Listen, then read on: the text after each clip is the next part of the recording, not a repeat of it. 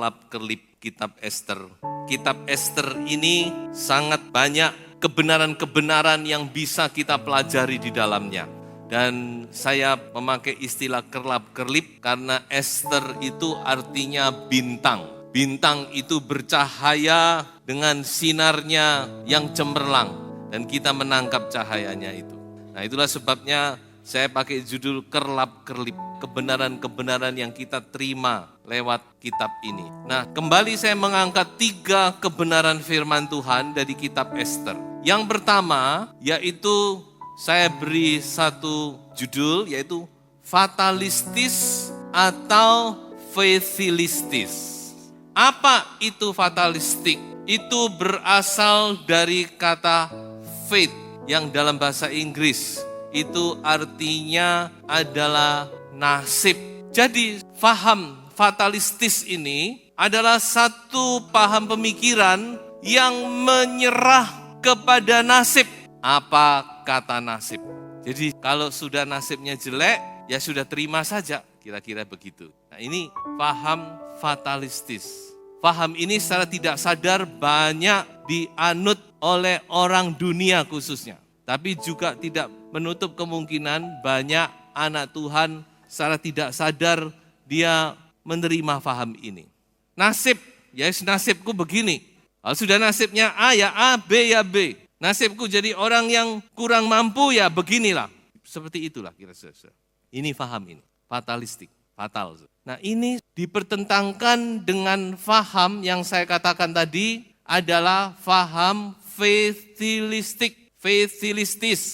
Apa artinya faham ini? Berasal dari kata faith, iman percaya. Faith itu artinya iman.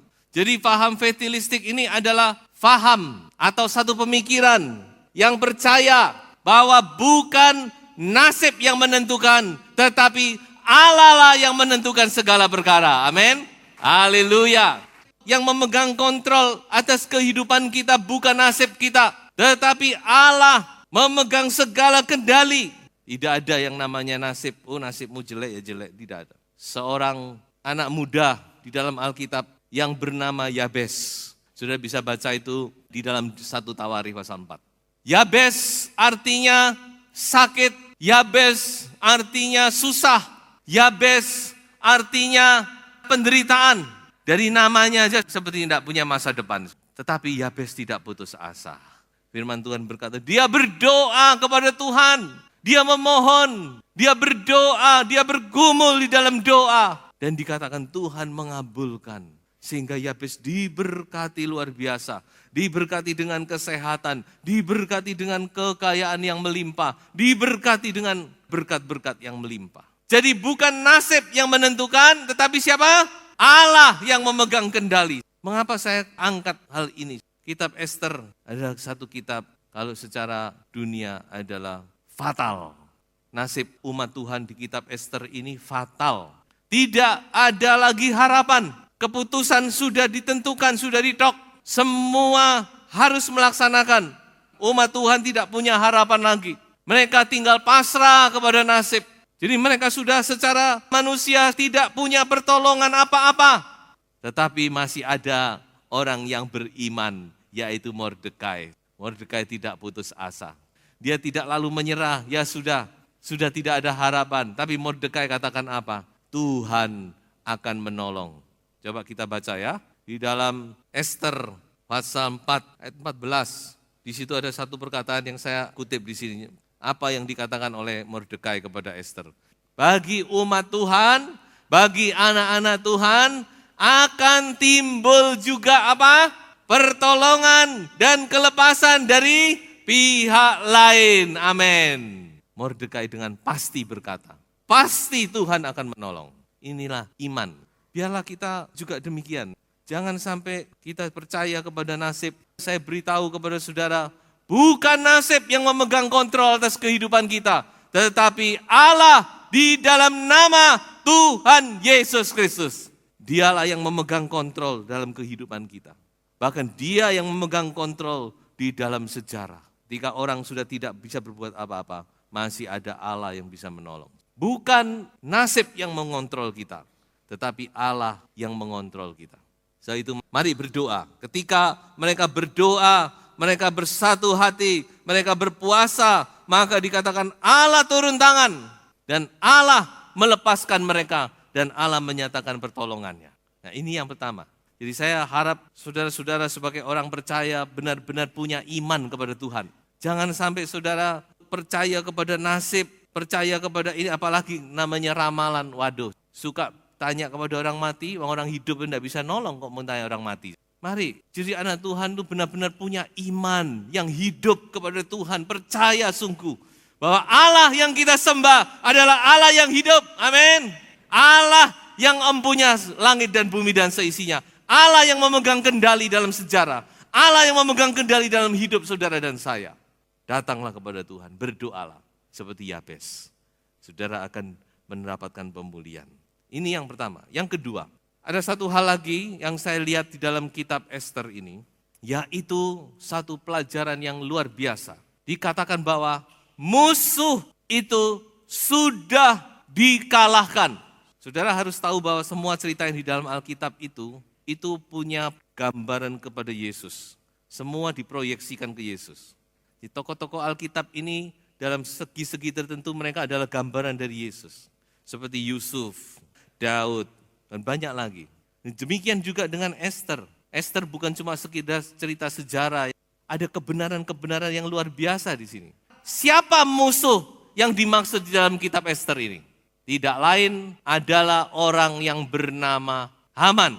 Haman itu adalah musuh orang percaya. Dan Haman itu dikatakan adalah orang Agag, keturunan Agag. Haman orang Agag. Siapa Agag itu? Kalau saudara membaca di dalam 1 Samuel 15, maka di situ dikatakan orang Amalek punya raja, namanya adalah Agag. Makanya Tuhan berkata kepada Saul, basmi itu orang Amalek. Karena orang Amalek ini dari sononya sudah menjadi musuh orang Israel.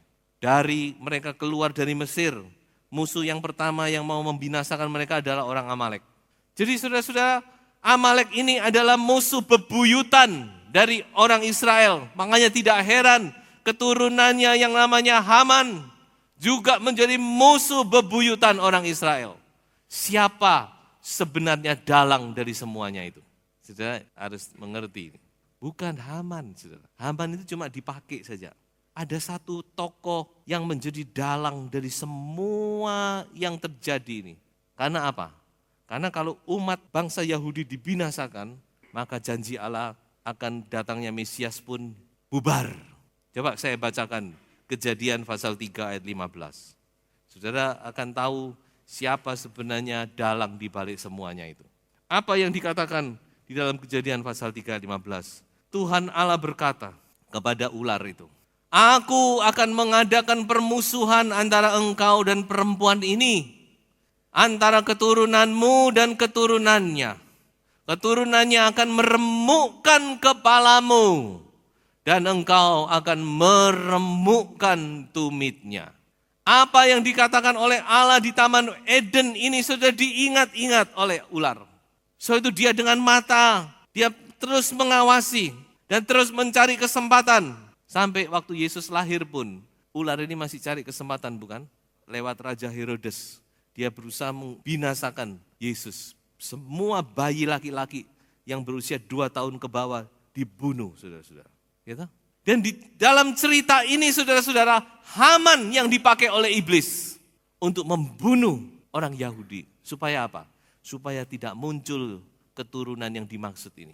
Karena dia tahu kalau keturunan ini muncul, dia akan remuk kepalanya. Tetapi Tuhan tidak bisa dikalahkan, saudara. Sekali lagi Tuhan masih memegang kendali. Semua rencana digagalkan sampai akhirnya Yesus Mesias itu lahir.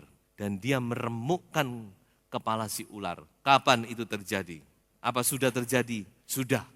Dan kapan itu terjadi? Yaitu di atas kayu salib Golgota. Jadi ini sudah digenapi ini. Kejadian 3 ayat 15 ini sudah digenapi. Kapan ini digenapi? Yaitu waktu Yesus disalib di atas kayu salib Golgota. Coba saya bacakan ayatnya. Ibrani 2 ayat yang ke-14. Karena anak-anak itu adalah anak-anak dari darah dan daging, maka ia, yaitu Yesus, juga menjadi sama dengan mereka dan mendapat bagian dalam keadaan mereka, artinya menjadi darah dan daging juga. Kalau tidak gitu tidak bisa mati, betul? Supaya oleh kematiannya ia memusnahkan dia, yaitu iblis yang berkuasa atas maut. Haleluya. Oleh kematiannya di atas kayu salib, iblis diremukkan kepalanya, saudara. Ingat ya, pegang ya ayat ini ya. Jadi iblis itu ular yang kepalanya sudah remuk. Jadi iblis itu sudah diremukkan kepalanya, saudara. Artinya apa? Dia sudah dikalahkan. Amin. Sudah dikalahkan. Haman itu sudah mati. Sudah lihat betapa bayangan yang luar biasa dalam Alkitab. Tadinya Mordekai yang mau disulah. Disulah itu disate, saudara. Zaman itu hukuman mati itu kejam sekali, disate. Jadi ada tiang orang itu ditancapkan di atasnya, itu namanya disulah. Tadinya tiang ini didirikan oleh Haman untuk menyulahkan Mordekai. Mordekai ini adalah gambaran dari Yesus Kristus. Tetapi apa yang terjadi?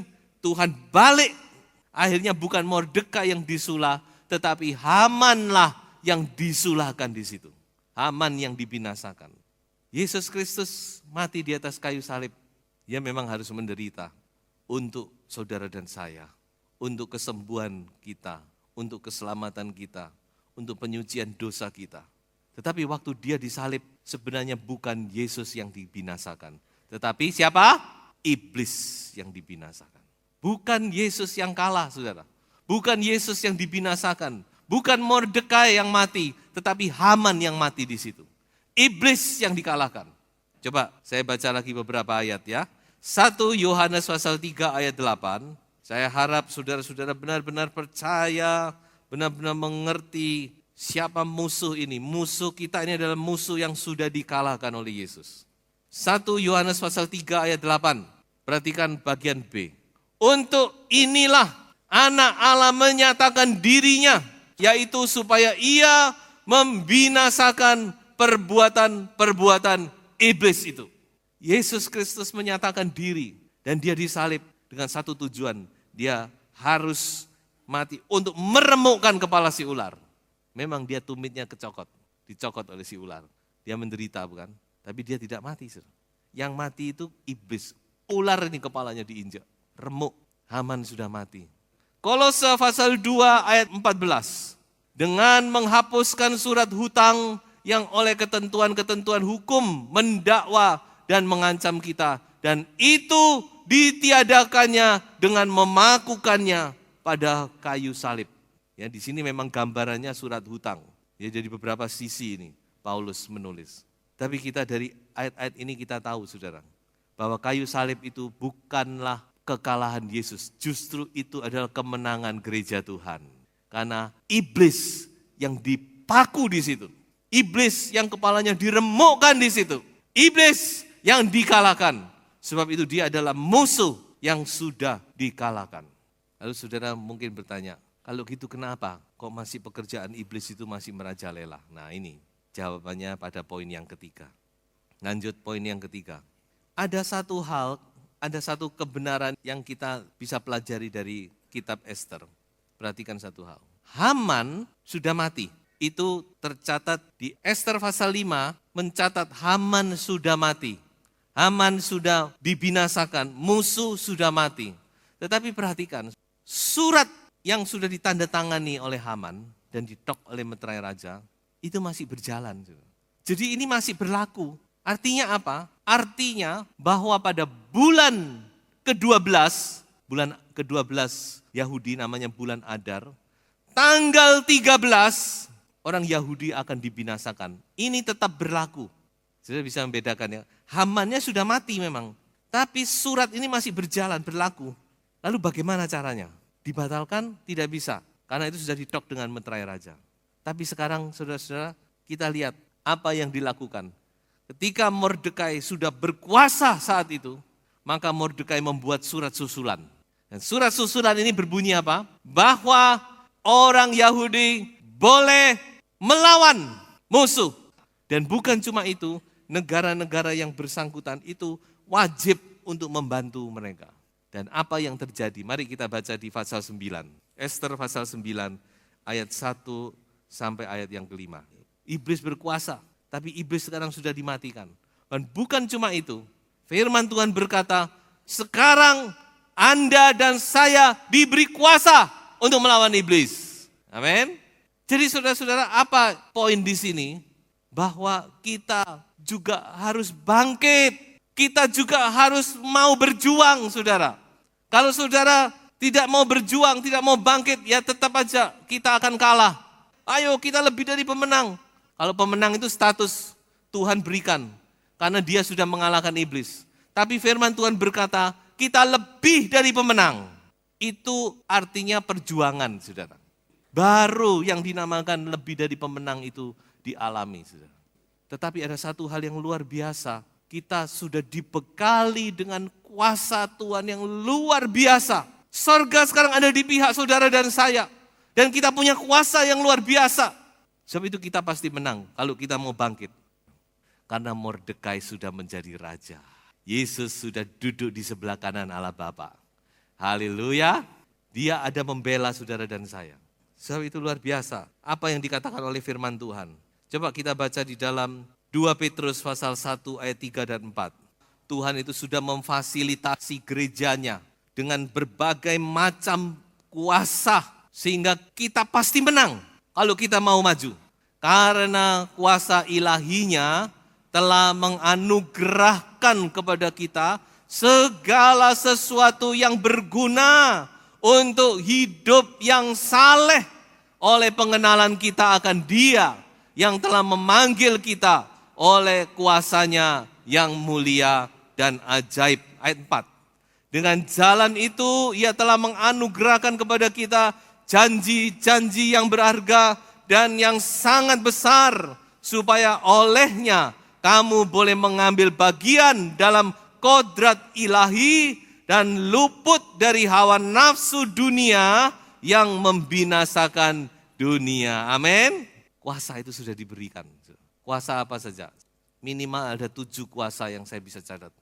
Kuasa Roh Kudus, saudara. Tuhan beri Roh Kudus. Kuasa dunamis. Kuasa firman, janji-janji yang berharga. Firman ini berkuasa. Injil menyelamatkan, kata Paulus. Kuasa doa. Doa, orang benar besar kuasanya. Kuasa darah Yesus. Darah Yesus berkuasa menghancurkan iblis. Kuasa nama Yesus. Kuasa pujian dan penyembahan. Dan satu lagi, kuasa perkataan kesaksian. Wahyu berkata, mereka mengalahkan iblis karena darah anak domba dan karena perkataan kesaksian mereka. Dan saya yakin bukan cuma 7 ini. Saudara, bekal kita ini sudah lengkap loh. Dari kaki sampai kepala, sudah lengkap semua. Tapi kalau saudara loyo, saudara tidak mau maju, ya tetap nggak bisa berbuat apa-apa. Tapi kalau saudara maju dengan kekuatan Tuhan, saudara maju melawan, maka saudara akan menjadi orang-orang yang lebih dari pemenang. Amin. Ya, sebab itu ayo saudara-saudara. Ini kebenaran-kebenaran yang luar biasa yang bisa saya sampaikan kepada saudara. Kemenangan itu ada di pihak Anda dan saya. Dan Anda dan saya berjuang untuk menjadi orang-orang yang lebih daripada pemenang. Anda sudah diberi segala macam kuasa dan sorga ada di pihak Anda. Tetapi Anda harus bangkit dan berjuang. Saya akan tutup dengan satu ayat. Galatia pasal 5 ayat yang pertama. Apa yang dikatakan oleh Rasul Paulus, biarlah ini memotivasi saudara dan saya. Inilah yang dikatakan, supaya kita sungguh-sungguh merdeka, Kristus telah memerdekakan kita. Saudara perhatikan ini, ayat ini. Bukan akan memerdekakan ini ya. Firman Tuhan berkata, Kristus apa? Telah. Haman itu sudah mati. Sekali lagi kita baca. Supaya kita sungguh-sungguh merdeka, Kristus telah memerdekakan kita. Haleluya. Tapi masih ada kalimat berikutnya. Karena itu berdirilah teguh dan jangan mau lagi dikenakan kuk perhambaan. Tuhan Yesus memberkati saudara dan saya menjadi umat-umat yang lebih dari pemenang. Haleluya.